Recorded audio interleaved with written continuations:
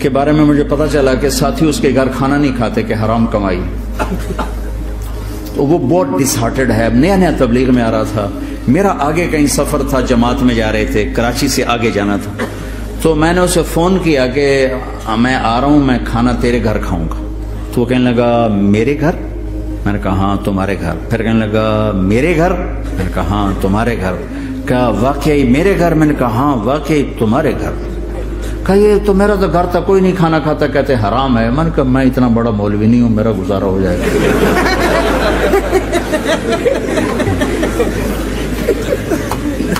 کچھ عرصے بعد وہ 4 مہینے کے لیے جماعت میں چل رہا تھا.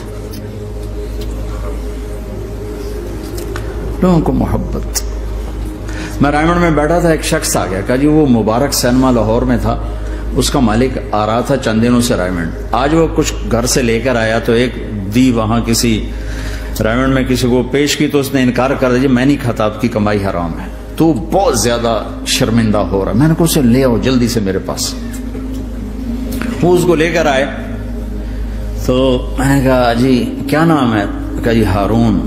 کیا کرتے ہو؟ تو اس نے سر یوں کرنا, مجھے چھوٹا سا بزنس ہے. میں نے کہا کیا بزنس ہے؟ چھوٹا موٹا بزنس ہے. میں نے کہا بھائی بتاؤ تو صحیح. کہ سینما ہے. سینما ہے. میں نے کہا کون سا سینما؟ مبارک سینما. مبارک. میں نے کہا مبارک؟ ہاں وہ جس میں شمع پروانہ میں نے دیکھی تھی وہ مبارک صاحب اس کے جو اونر تھے. پہلے ان کی فوٹو آتی تھی, مر گئے تھے وہ, ان کا سیڈ میوزک چلتا تھا, بعد میں فلم چلتی تھی. وہ مجھے ایسے دیکھنے لگا یہ کیا کہہ رہا ہے. میں نے اسے یوں دوستی لگائی. دن کے بعد دیکھا تو اتنی بڑی داڑھی کے ساتھ 4 مہینے لگا.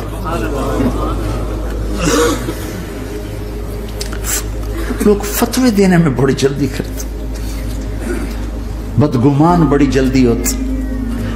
کسی میں 100 خوبیاں ہوں, ایک کمی ہو, ساری پہ کانٹا پھیر دیتے.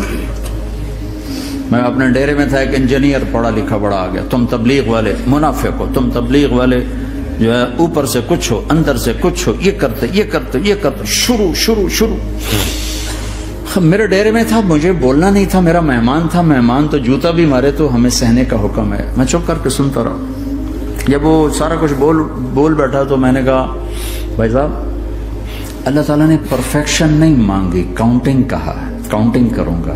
100 نمبر نہیں مانگے, کہا ہے میں کاؤنٹنگ کروں گا. اگر تمہارے 51 ہوئے تو باقی معاف کر دوں گا. تو جو گناہ عیب ثواب آپ بتا رہے ہیں, ممکن ہے اللہ معاف کر دے ان نیکیوں کی وجہ سے جو تبلیغ والے کر رہے ہیں.